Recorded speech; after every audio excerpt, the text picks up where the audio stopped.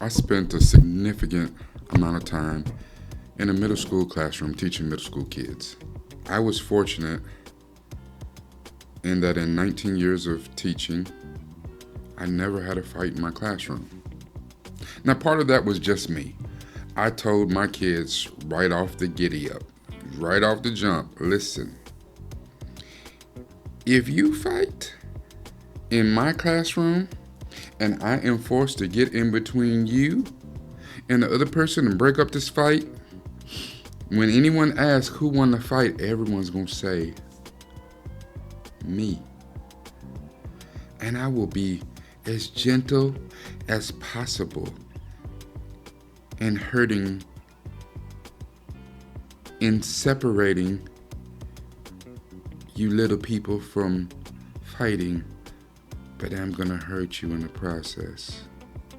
This ain't what you want. Now, even though that I was successful in my classroom, that had nothing to do with the school as a whole.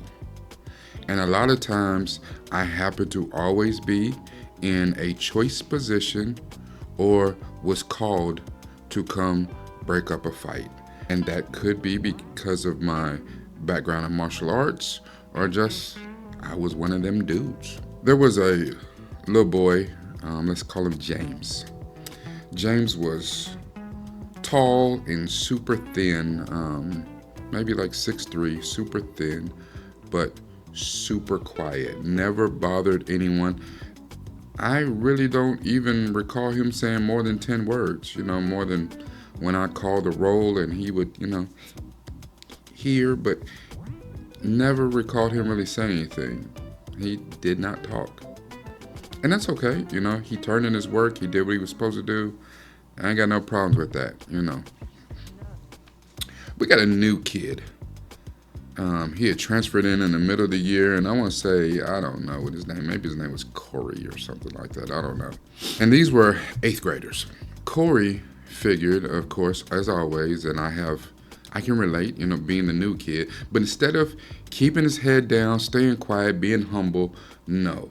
He decided to come in and be loud, be known, be seen, and maybe try to impress upon the bullies of the school, I'm not somebody to be trifled with. But in doing that, one day there was a class standing outside the lunchroom waiting on their teacher to come down the hallway to pick them up. I happened to be walking down the hallway to the cafeteria to pick up my class of students. And in the hallway, I see Corey standing behind James. And he keeps doing these light shoves, but pushing James in his back.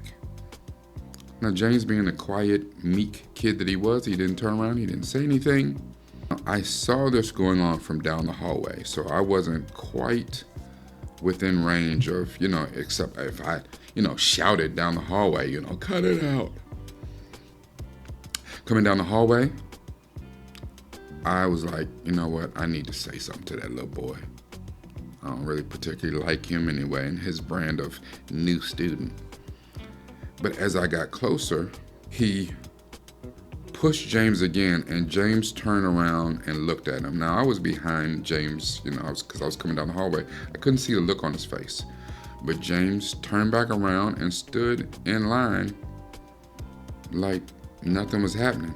And Corey started cussing, "What you gonna do?" and pushed James really, really hard.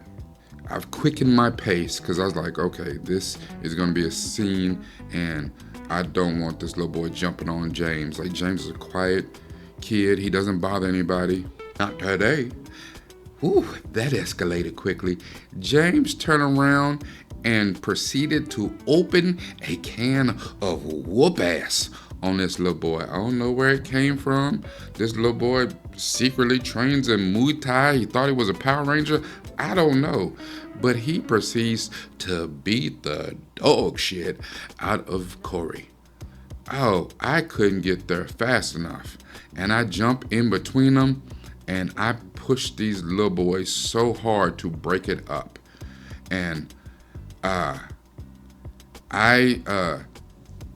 inadvertently, because at this point now, James is the aggressor.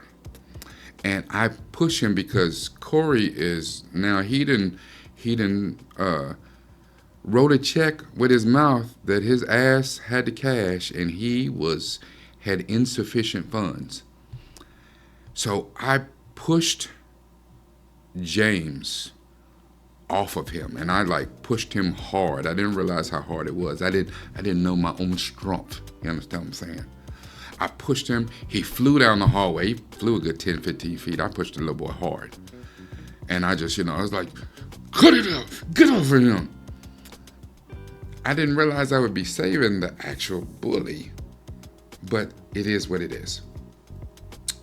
James popped up in complete over-the-top aggressions, like, who pushed me? And like everyone, all the kids standing in line, they were stunned because they was like, who the hell is this? He done turned into the Terminator. And everybody stopped and pointed at, Mr. Steve did it. And James stopped and looked at me, and I was like, okay, James, this ain't what you want. I don't know who you're mad at, but this ain't what you want. And James just looked, and he went from a face of complete fury, just untamed rage, just, and he stopped, and his whole face changed, and he just like, okay, and walked over back in the line and stood there like nothing happened.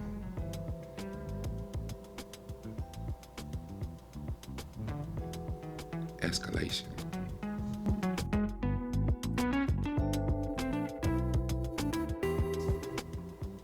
Hello, Governor. This is Rakai Steed, nupefromdaville, and we're going to do a really quick recap on Season 5, Episode 8, Doctor Who, The Hungry Earth. The Doctor and Amy and Rory end up in Wales. They were on their way to Rio, but for some reason, the TARDIS doing what it does, timey-wimey, wibbly-wobbly, it ended up in Wales. And it ended up next to this old castle, which right next to a brand new mining facility. As soon as the Doctor gets out, he feels something is off, something's wrong. They go down to the mining facility, and they are told that the opening scene was that a gentleman, a father, we see his young son and his wife, has disappeared from the plant overnight. There is a sinkhole in the middle of the plant floor, but it came up through concrete. But no idea where the night watchman is. There is a huge drill in the facility, and the Doctor tells him to turn the drill off right now. But in doing that, he tells him, wait, y'all turning the drill off, why do I still hear drilling? And he comes to surmise that the drilling is not coming from above the ground, but coming from under the ground. Another sinkhole appears, and as they are kind of running and trying to dodge the little sinkholes, one of the guys kind of gets caught, and Amy goes back to help him, and a sinkhole develops underneath her, and she falls in. And now she's up to her shoulders, and she's got her hand stretched out. She's reaching for the Doctor, and he grabs her hand, and he looks distraught, and he's like, oh my God. And then all of a sudden, Amy's gone. Listen, that right there, worse nightmare fuel. That is to, old movies. And I don't know, I think maybe they stopped this in the 80s, where they used to do this thing in movies where they had quicksand, and it's earth that moves. It's kind of like an avalanche, but in the earth, it's not even an avalanche, but you could sink into the earth and couldn't get out because nothing was solid. You couldn't pull yourself out. Listen, my whole claustrophobia and the thing about suffocating on liquid earth. Oh, yes. Hello? Therapist? Yes, I need an appointment immediately. Anyway, Rory had went back to the TARDIS. And as he's coming out of the TARDIS, he is approached by the little boy we saw in the opening scene and his mother. And as he's coming out of the TARDIS, I mean, remember, the outside of it says police box. So he's coming out, they mistakenly assume that he's the police. It's like, he does look like the ops. He comes out and looks like the worst detective ever, Detective Shaggy from the Scooby-Doo gang. And he starts trying to help them in their dilemma of where this grave, the entire coffin, everything is gone from a freshly dug grave. The doctor and the gang figure out that there is something coming from underneath. There are tunnels underneath, and somehow, someway, something is coming up from underneath the ground. And they have a very limited amount of time to figure it out.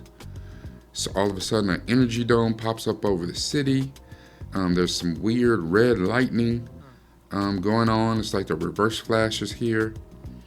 And the doctor devises a plan to capture whatever it is, because they don't know what they up against. We see a figure outside the little castle place moving around at, super fast speed or whatever. It captures and takes the little boy. Something comes out like a stinger, something that the older gentleman, he is stung by the creature.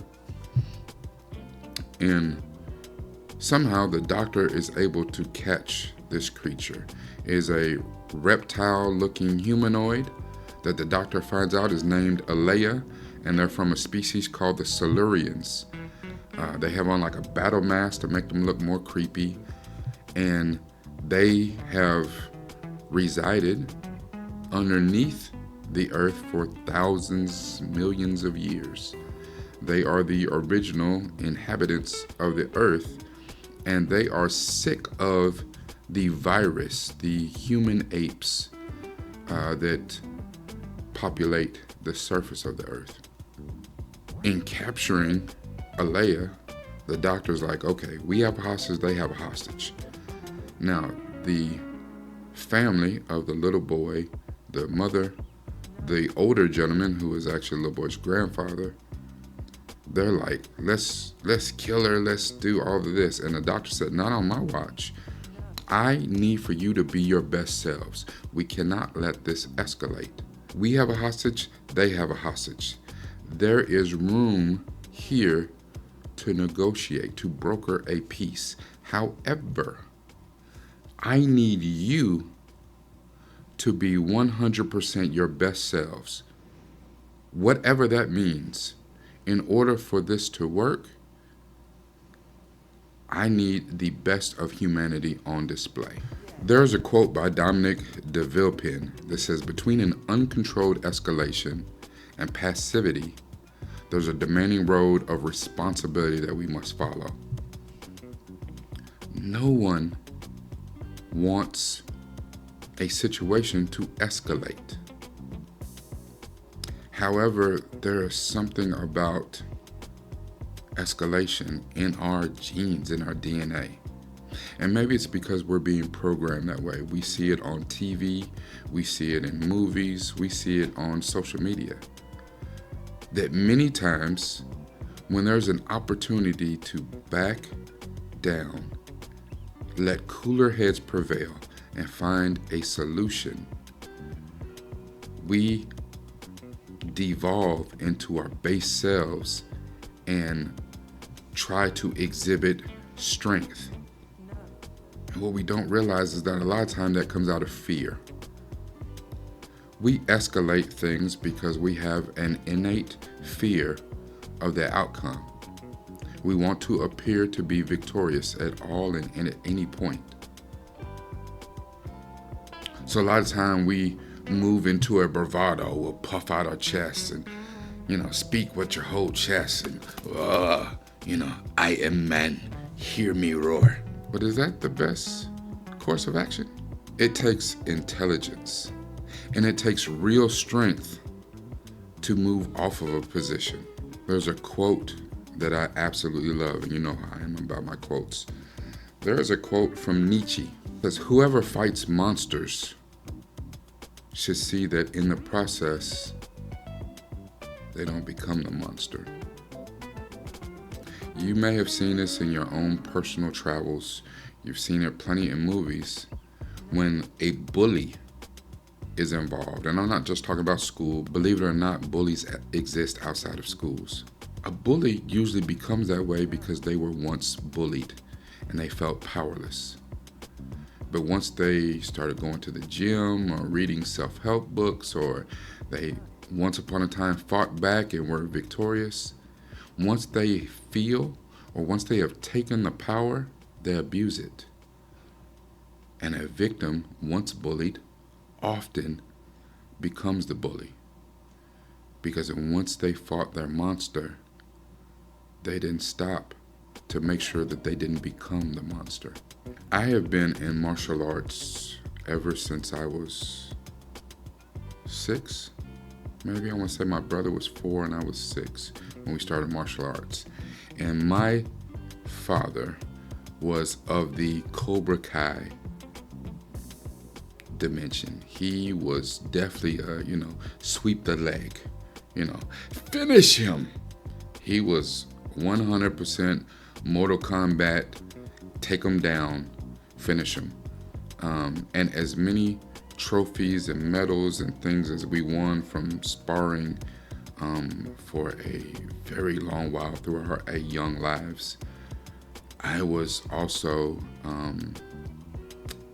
disqualified from a good number of tournaments for being overly aggressive. When I stepped on the mat to spar, I wasn't a bully, but I absolutely was the monster. Because I was older and because of my skill level, I was often fighting black belts when I was not a black belt yet myself. My brother, because of his age, and even though he had the skill, but because of his age, he often racked up win after win because he was fighting people that were his age. But, and even though he had the skill, he would always fight people who just started taking karate last week. And he is mopping the floor with these little youngins. And he's like, I didn't even have to go all Cobra Kai, daddy, because I'm like, yuck, yuck. And they down. Meanwhile, I got people out here doing backflips and stuff like that, and I got to go my full-on Bruce Lee meets Jim Kelly, come on, sucker. It was a tough road. And because I fought people that were so skilled, I became the monster. And I was disqualified from a number of tournaments because my signature move was a kick to the throat. At the time, I could not see that I had become the monster. And as upset that my father was that I was disqualified yet again, he was elated in seeing that kind of, not only the passion behind what I was doing, but the aggressiveness. He reveled at the monster within me. And because of the ugly nature of my parents' divorce, we had a very, very rough understanding at home. And as much as he cheered me on at tournaments, he was the monster at home.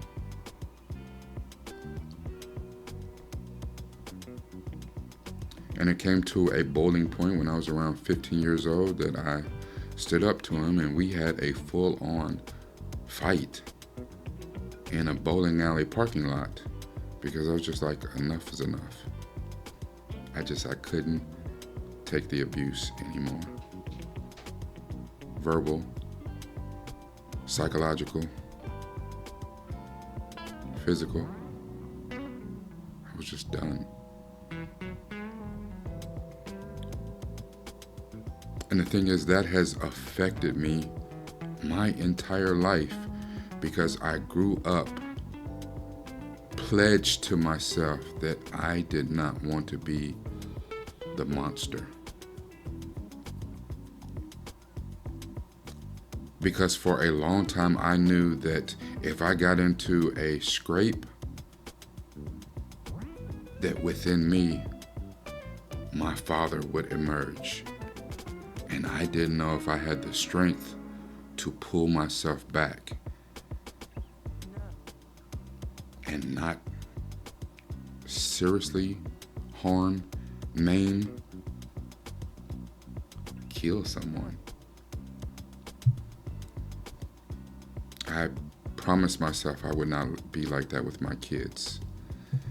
In a lot of areas, it has hurt me just because the backing down, too many times people mistake your kindness for weakness. And that's not the case at all. And I had to find a way to balance that, but also be okay with me internally. It did take therapy to deal with and combat a lot of these issues that I had brought with me into both of my marriages and how I was dealing with and how I was raising my children.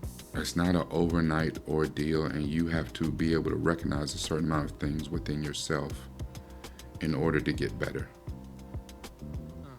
But you have to make a promise to yourself that sometimes things do warrant escalation. Sometimes a point has to be made. Many times it takes just as much, if not more, strength to look at all sides evenly and come to a civil resolution. But you have to be resolute and stern in how you deal with people. We don't have to be friends, but you will respect me. This is Rakai Steed, nupefromdaville. Please like, comment, share this as much as possible. If you have not subscribed yet, please do. We are so close to 1,000 subscribers, and I appreciate every one of you. Do me a favor. Watch some of these videos in the background. If you like how I deliver my message, my story, watch some of these videos in the background because I definitely need the viewing hours. Put them on and listen while you wash dishes or fold laundry or whatever, drive. It takes this all day, every day. But you cannot forget this.